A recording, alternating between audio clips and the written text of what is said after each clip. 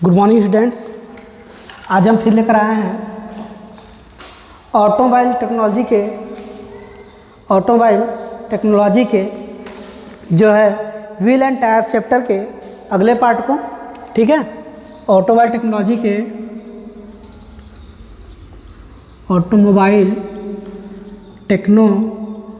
के wheel and tyre chapter के wheel and tyre.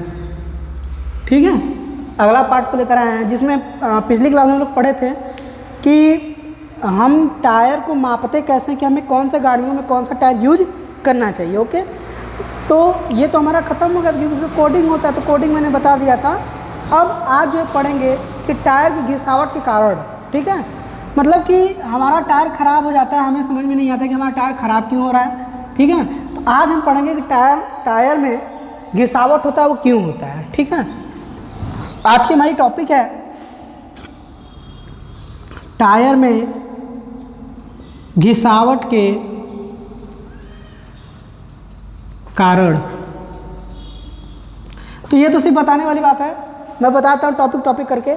जैसे टायर में घिसावट के सबसे पहला बहुत ही इंपॉर्टेंट, आप लोग गाड़ी जब पंचर होती है तो कभी कभी हम इमरजेंसी में क्या करते हैं कि गाड़ी को मान लीजिए कहीं हम 20 किलोमीटर के रेंज में कोई भी पंचर बनाने की दुकान नहीं है। ठीक है, और वहाँ पे क्या होता है कि कभी कभी हमारी गाड़ियाँ जब पंचर हो गई तो हम क्या करते हैं कि कुछ सोचते हैं कि 20 किलोमीटर कौन धक्का देके जाएगा, हम क्या करेंगे भले ही टायर ट्यूब खराब हो जाए लेकिन हम क्या करेंगे वैसे ही चलेंगे, मतलब उसे बैठ करके स्टार्ट करके ही चलेंगे, भले ही थोड़ा स्लो चलेंगे। ठीक है, तो उस केस में क्या होता है कि सबसे पहले होता है टायर में हवा का दबाव सही नहीं होना। ठीक है, अगर हम देखते हैं कि अगर टायर में हवा का दबाव सही न हो, ठीक, टायर में हवा का दबाव, तो पहला पॉइंट आप नोट करिएगा कि टायर में हवा का दबाव, ठीक, कि टायर में हवा का दबाव कितना होना चाहिए और कैसे होना चाहिए। ठीक है, तो पहला रहेगा टायर में हवा का यानी हवा का दबाव। सबसे पहला पॉइंट क्या है कि टायर में हवा का दबाव, मतलब जितना हमें प्रेशर पे हवा टायर में चाहिए उतना होना चाहिए। इन केस अगर उससे कम हुआ तो हमारा टायर क्या करेगा कि ज़्यादातर घिसने लगेगा, मतलब उसका ट्यूब्स खराब होने लगेंगे। ठीक है, दूसरा है टो इन ठीक ना होना। दूसरा पॉइंट टो इन का मतलब क्या होता है, टो इन ठीक न होना। आई बात समझ में, टो इन ठीक न होना। मेरे टो इन का मतलब होता है जैसे जब दो कोई टायर अलाइनमेंट होता है, ठीक है, तो इसका जो नीचे वाला भाग होता है ये दोनों अगर अंदर रहा ज़्यादा या फिर ये क्या हो बाहर साइड रहा, तो हमारा अगर ये बाहर होगा तो टायर कुछ इस तरीके से बैठेगा और अंदर होगा तो टायर कुछ इस तरीके से बैठेगा। इन केस हमें दोनों ही कंडीशन ऐसा फोर व्हीलर में नहीं चाहिए होता है। आप लोग ऑटो को देखेंगे, ऑटो का होता क्या है कि पीछे से अगर उसके व्हील्स को देखेंगे तो वो तिरछा ऐसे लगा हुआ होता है, न कि वो सीधा। लेकिन जैसे ही वो टायर पर लोड जब पड़ता है तो क्या होता है धीरे धीरे सीधा होते चला जाता है। ठीक है, अगर लोड भी ना पड़े तो क्या होता है कि वो टायर अगर सिर्फ हमें अगर हमेशा खाली चलाना हो तो वो टायर एक साइड से क्या होगा, वो टायर तिरछे तरीके से, मतलब प्लेन, मतलब वन कॉर्नर, जो कॉर्नर ऐसे है तो इस कॉर्नर का टायर क्या होगा धीरे धीरे घिसना स्टार्ट हो जाता है। ठीक है, तो इसी को हम कहते हैं टो इन। तो टो इन ठीक ना होना। फिर ठीक है, अगला ब्रेक और एक्सीलेटर का इस्तेमाल करना। ठीक है, तीसरा पॉइंट है ब्रेक और एक्सीलेटर। ठीक है, ब्रेक और एक्सीलेटर का रोल ये होता है कि हम क्या करें, गाड़ी को जहाँ हमें टर्निंग पे तो वहाँ पे स्लो करना चाहिए। जहाँ हमें टर्निंग, जैसे हम टर्न कर रहे हैं कहीं भी गाड़ी, तो हम क्या करें, कहीं टर्निंग पॉइंट है तो हम इस पॉइंट पे क्या करें गाड़ी की स्पीड को कम कर लें। ठीक है, यहाँ पे अगर गाड़ी हम बहुत ज़्यादा स्पीड, तो आप देखेंगे कहीं अगर ट्रक वगैरह लोडेड होता है और वो क्या करे अचानक से अगर टर्न करता है तो बहुत से टायरों से आवाज़ आती है। ठीक है, वो किसका आवाज़ होता है, फ्रिक्शन का, इसकी वजह से भी टायर्स खराब हो जाते हैं। ठीक है, तो ब्रेक और एक्सीलेटर का हमें सही यूज करना चाहिए क्योंकि वो हमें बहुत ही हमारी मदद करता है गाड़ी को रोकने में। तो आप लोग जब भी गाड़ी चलाएं तो हमें ब्रेक और एक्सीलेटर पे ध्यान देना चाहिए कि हमें कहाँ पे एक्सीलेटर से गड्ढा है तो गड्ढे में क्या करें स्पीड बढ़ा के ना कुदा दें, आराम से चले वहाँ पे। ठीक है, फिर आगे चलते हैं, अगली पॉइंट है कि पहिया असंतुलित होना। तो पहिया असंतुलित का मतलब क्या होता है, चौथी पॉइंट, पहिया असंतुलित होना। पहिया असंतुलित होने का मतलब हुआ कि जैसे पहिया हमने 5 बोल्ट 5 नट हमने टाइट किए, बिकॉज उसमें क्या हुआ एक नट लूज हो गया और वैसे जब एक नट लूज हो तो क्या हुआ, रनिंग प्रोसेस में हमारा कुछ गाड़ियाँ ऐसे होती हैं जिनके अगर एक नट लूज हो तो दूसरा भी नट क्या होता है, लूज होने लगता है। ठीक है, तो यही कैसे कि पहिया असंतुलित होना। ठीक है, फिर आगे अलाइनमेंट। अलाइनमेंट का मतलब होता है, अलाइनमेंट जब हम कराते हैं तो उसमें हमारे फ्रंट व्हील का ही अलाइनमेंट होता है। ठीक है, स्टीयरिंग सिस्टम 5वां पॉइंट है अलाइनमेंट, अलाइनमेंट्स। ठीक है, ठीक ना होना, ठीक ना होना, ये तो डिपेंड करता है कि अलाइनमेंट हम कब करवाते हैं, जब हमारे स्टीयरिंग सिस्टम गड़बड़ होता है, या फिर क्या होता है कि जब हमारी गाड़ियों में बहुत अधिक टायर खराब होने लगता है, घिसने लगता है, ओनली वन साइड या टू साइड या इंटरनल साइड और एक्सटर्नल साइड। जैसा मैंने बताया कि ऑटो रिक्शा का क्या होता है कि जब ऑटो रिक्शा आप पीछे देखो उसका टायर तिरछा होता है, वो इसलिए होता है कि जब उसको लोड पड़ता है तो क्या होता है, वो वैसे ही सीधा हो जाता है। मीन्स इस डैट के हम क्या करते हैं, अलाइनमेंट जब कराते हैं तो वो ये होता है कि हम टायर को पूरा देखते हैं कि हमारा टायर सीधा है ना एकदम। अगर सीधा नहीं होता, मान लीजिए आगे से हमारा टायर कुछ इस प्रकार हो, ठीक है, हमारा अलाइनमेंट के बाद ये टायर का पोर्शन कुछ इस साइड आ जाए, ठीक है, और इस टायर का पोर्शन कुछ इस साइड आ जाए, ओके, तो भी हमें दिक्कत क्या होता है कि हमारी गाड़ी क्या सीधी नहीं चलेगी, फ्रिक्शन करेगा तो हमारा टायर क्या होगा, खराब हो जाएगा। ठीक है, ये होता है अलाइनमेंट प्रोसेस, ये हमेशा आगे वाले पहियों में मतलब स्टीयरिंग सिस्टम में किया जाता है। ठीक है, अगला टायर बराबर भाग में न होना। मतलब मैंने बताया कि टायर बराबर हो, जैसे अलाइनमेंट करा तो टायर बराबर भाग में ना हो, मतलब एक अंदर जाए और एक बाहर जाए तो क्या होगा, वो भी दिक्कत करेगा। फिर लापरवाही गाड़ी चलाना, जैसे कि हम गड्ढा उड्ढा देखें तो गाड़ी को चलाने में थोड़ा सा यही करें, उसके साथ ऐसा नहीं कि गड्ढे में कुदा दे, आराम से चले। उसके साथ कहीं ऐसे ऐसे भी रोड होते हैं जहाँ पे दिक्कत ये होता है कि हम कुदा देते हैं, बाद में हमारी गाड़ियों के सस्पेंशन सिस्टम खराब हो जाता है या फिर सॉकेट लीक कर जाता है, मीन्स डर के। या फिर इन केस मैंने ये भी देखा है कि एक बार गड्ढे में कुदाने की वजह से हमारी चेसिस क्रैक थी और चेसिस बीच में टूट गई, जिसकी वजह से बहुत बुरी तरीके से बदले। तो आप जब गाड़ी चलाएं तो ये तो लापरवाही ना करें गाड़ी चलाने में, बल्कि आराम से ही चलाएं, थोड़ा लेट ही जाएं। आप अगर किसी से कंपेराइज भी करते हैं कि वो बंदा बहुत तेज़ जा रहा है और हम बहुत स्लो चलें, तो वहाँ पे होगा क्या कि आप बहुत करेंगे उससे, तो 10 या 5 मिनट आगे पीछे जाएंगे, उससे आगे उससे ज़्यादा कुछ डिफरेंट नहीं होता है टू व्हीलर या फोर व्हीलर्स में। तो इसीलिए गाड़ी को अपनी नॉर्मल स्पीड जो भी हो उस पर चलाए, इकोनॉमी सिस्टम में। ठीक है, अच्छा, अब आगे बात करते हैं, अगली टॉपिक है कि टायर रोटेशन, मतलब टायर चक्रीकरण। इसके बाद आता है टायर चक्रीकरण, कि हम टायर को एक ही जगह रखें या फिर उसको आगे पीछे लगाएं, कहाँ लगाएं। तो मैं इसको फिगर के जरिए बता दूंगा कि टायर का रोटेशन यानी चक्रीकरण कैसे किया जाता है। ठीक है, क्या क्या पढ़ना है हमें, टायर रोटेशन।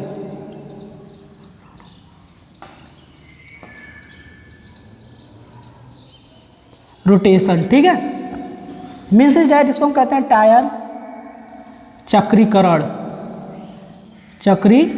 ठीक है, तो टायर चक्रीकरण क्या करते हैं कि दिखाएंगे फिगर के जरिए कि हम टायर को कौन सी दिशा में, आगे का टायर हम कहाँ लगाए, पीछे का टायर कहाँ लगाए। ठीक है, तो पहले हम 4 टायर बना लेते हैं और एक स्टेपनी टायर भी होता है। ठीक है, 4 टायर बना लें और एक स्टेपनी टायर भी बना लें। 1 2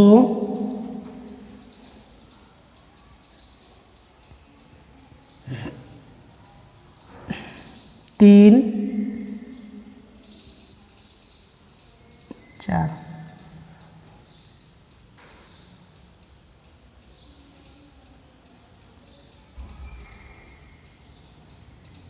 ठीक, ये 4 टायर हो गया, और एक हमारे पास स्टेपनी भी अवेलेबल होता है भाई, तो हम स्टेपनी को भी लेके चलेंगे क्योंकि स्टेपनी का बहुत बड़ा रोल होता है भाई ज़िंदगी में। स्टेपनी हमेशा सबके साथ होना, पर्सनल लाइफ में भी और हमारे गाड़ियों में भी। ठीक है, तो हम देखेंगे दोनों, ये फ्रंट, अगर हम ये लेते हैं कि ये फ्रंट हो, क्या हो, फ्रंट हो, और ये क्या हो, रियर हो, और ये क्या हो, स्टेपनी हो, ये क्या हो, स्टेपनी हो। ठीक है, तो हम इसको कहाँ कहाँ लगाएंगे, इस टायर को हम कहाँ लगाएंगे और इस टायर को कहाँ लगाएंगे, मीन्स इस के हम पीछे चेंज करेंगे। ठीक है, जैसे इस टायर को हम यहाँ लगा सकते हैं फर्स्ट, ठीक है, उसके बाद स्टेपनी को हम यहाँ लगा सकते हैं। ठीक, इसको हम यहाँ एक्सचेंज करेंगे और इसको यहाँ एक्सचेंज करेंगे। ठीक है, दूसरा हम इस टायर को क्या करेंगे, इस साइड लगाएंगे और इस टायर को इस साइड लगाएंगे। और कब लगाएंगे, जब हमारी गाड़ी या कार 8000 किलोमीटर अगर चल चुकी है तो हम उसके बाद ये रोटेट करेंगे, मतलब इसको हम चेंज करेंगे। ठीक है, मतलब हमारा जब गाड़ी 8000 किलोमीटर चल चुकी होती है तो हमें इसको ऐसे ही चेंज करना चाहिए। ठीक, फ्रंट है और ये रियर है, तो यहाँ से इस मतलब ये मान लेते हैं फ्रंट का फर्स्ट और सेकेंड है, ये रियर का फर्स्ट और ये रियर का सेकेंड है। मीन्स इज डैट कि हम सेकेंड को फर्स्ट की जगह करेंगे और मतलब रियर के सेकेंड को फर्स्ट की जगह करेंगे और रियर के फर्स्ट को सेकेंड की जगह करेंगे, ठीक है। अगर हमें ये बेटा है अब यहाँ आपको यहाँ नहीं करना है तो आप सेकेंड को सेकेंड में कर दीजिए पीछे वाले में, और उसको आगे कर दीजिए और इसको उठा के अपना स्टेपनी में डाल के और स्टेपनी का टायर यहाँ पे लगा दीजिए। मीन्स इज डैट कि हमारा कोई ना कोई टायर चेंज होना चाहिए, ठीक है। तो ये था हमारा फोर व्हीलर, मतलब ये था कार्स, या फिर हम लिखेंगे फोर व्हीलर्स, फोर व्हीलर्स, ठीक है। ये फोर व्हीलर के केस में होता है, ठीक है। हम आगे चलते हैं, आगे है जैसे ट्रक वगैरह में, ठीक है। तो ट्रक नॉर्मली हम छोटा ट्रक लेते हैं, मिनी ट्रक तो वो 6 पहिए की होती है, तो 6 पहिए में लेके चलते हैं। उसका मैं फिगर बना देता हूँ 6 पहिए का। देखिए यहाँ इसको मैं रफ कर देता हूँ, सब रफ करके यहाँ बना देता हूँ मैं 6 पहिए का फिगर, ओके। कोई प्रॉब्लम, आप लोग फिगर समझिएगा, कोई प्रॉब्लम नहीं होगा आपका। मैं चेंज करना, जब हमारी गाड़ी 8000 किलोमीटर चल चुकी है तो अभी हमको क्या करना है, चेंज करना पड़ता है, ठीक है। हमारी गाड़ी को कम से कम 8000 किलोमीटर चलना चाहिए, फिर देन आफ्टर क्या करना चाहिए, हमें उसे चेंज करना चाहिए। 8000 किलोमीटर चलना चाहिए उसको, फिर बाद क्या करना चाहिए, उसको चेंज करना चाहिए। इसमें भी एक स्टेपनी रहेगा, ठीक है। तो इसमें ध्यान दीजिएगा कि हम दोनों पहियों को, ठीक है, हम इसमें क्या करेंगे कि इस पहिए को, ठीक है, ये आपका फ्रंट हो गया, ये रियर हो गया, ये स्टेपनी हो गया, ठीक है। तो हम इसको कहाँ कहाँ चेंज करेंगे, ध्यान दीजिएगा कि इसमें कितने 1 2 3 4 टायर हैं, एक स्टेपनी और एक 5 1 6 1 7, ठीक है। टोटल कितने हैं, 7 टायर हैं, ठीक है। तो इसमें जो स्टेपनी का टायर होता है, ठीक है, जो स्टेपनी का टायर होता है ये हम दोनों में लगा सकते हैं। एक स्टेपनी का इधर लगा सकते हैं, एक स्टेपनी का इधर, मतलब इसमें से एक स्टेपनी का तो कोई भी हम यहाँ लगा देंगे, स्टेपनी उठा के पहले आगे डालेंगे, फिर आगे का जो टायर बचेगा हम उस आगे के टायर को यहाँ पे लगाएंगे, ठीक है। कहाँ पे लगा सकते हैं हम इसको, पीछे वाले बाहर साइड में। इसको हम क्या करेंगे, यहाँ से पीछे वाले बाहर साइड में लगाएंगे, ठीक है। देन अगर हम देखें तो हमें एक और काम करना चाहिए, अगर इसके बाद भी हमें नहीं समझ में आता है, ठीक है, तो मतलब इसको हम यहाँ एक्सचेंज कर देते हैं और इसको यहाँ एक्सचेंज कर देते हैं, और फिर उसके बाद भी नहीं समझ में आता है तो हम इस अंदर वाले, इस बाहर वाले टायर को क्या करेंगे, अंदर साइड कर देंगे। अगर हमें आगे नहीं करना है तो हम इस टायर को इधर कर देंगे और इस टायर को इधर कर देंगे। मीन्स डेट के हम इसी दोनों टायर को इंटरचेंज कर देंगे, हमें ये टायर नहीं लगाना होगा। यहाँ पे अगर कभी ख़राब होता है तो आप स्टेपनी का लगाएं, यहाँ पे अगर कभी ख़राब होता है तो इसको आप बाहर का अंदर करिए, अंदर का बाहर कर दीजिए, ठीक है। ये एक्सचेंज होता है, ठीक है। तो ये भी वही सिस्टम है, ट्रक वगैरह है तो 8000 किलोमीटर जब चल लेता है गाड़ी तो ही हमें उसको क्या करना चाहिए भैया, चेंज करना चाहिए, ठीक है। ये होता है प्रोसेस ऑफ टायर रोटेशन, ठीक है। टायर को रोटेशन हम कैसे दे, टायर को रोटेट कैसे कर सकते हैं, ठीक है। ये आपका टॉपिक कंप्लीट होता है। अब इसको सिर्फ और सिर्फ हम किससे समझेंगे, फिगर से समझेंगे, ठीक। अब आगे आते हैं, अगली टॉपिक है कि फैक्टर, कौन सा फैक्टर होता है, ठीक है। फैक्टर क्या होता है, मतलब टायर के लिए फैक्टर क्या होता है, तो पहियों का संतुलन, टायरों में हवा और ब्रेकों का समंजन, ठीक है। जैसे पहियों का संतुलन मतलब क्या हुआ, सब कोई पहिया है वो एकदम खराब हो गया, उसी पे हम चला रहे हैं, वहाँ पे स्टेपनी हमारे पास पड़ा हुआ है तो हम उसको ना यूज करते, ये क्या उसका संतुलन बिगड़ेगा। या फिर अगर इसमें हवा कम हो, एक साइड हवा अधिक हो तो गाड़ी दब के चलेगा तो वो भी संतुलन बिगड़ेगा, ठीक है। दूसरा टायर में हवा, ये सभी टायरों में हवा बढ़िया मिलना चाहिए, मतलब मिलने का मतलब कि अच्छे से होना चाहिए, उसके जितना वो प्रेशर पे चाहिए उतना प्रेशर पर में देना चाहिए। फिर अगला ब्रेकों का समंजन, अगर ब्रेकों का समंजन की बात करें तो ब्रेक का समंजन का मतलब ये होता है कि जब हम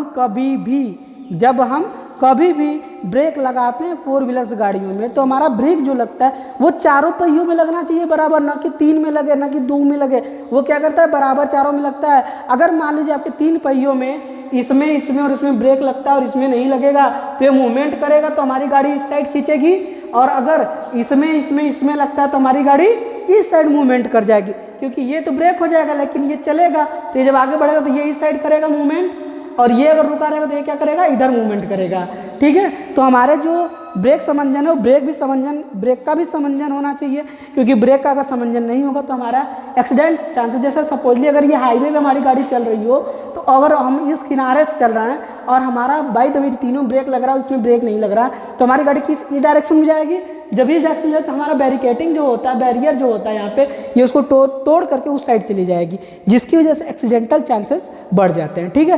तो ये हमारा हो गया ऑटोमोबाइल टेक्नोलॉजी का व्हील एंड टायर चैप्टर के अगले दूसरा पार्ट है, ये दूसरा पार्ट है। अगले पार्ट के लिए आप लोग सब्सक्राइब करें और हमारे चैनल को, और इस चैनल को देख करके अपना जो है ऑटोमोबाइल का नॉलेज लेते रहे। Okay, thank you.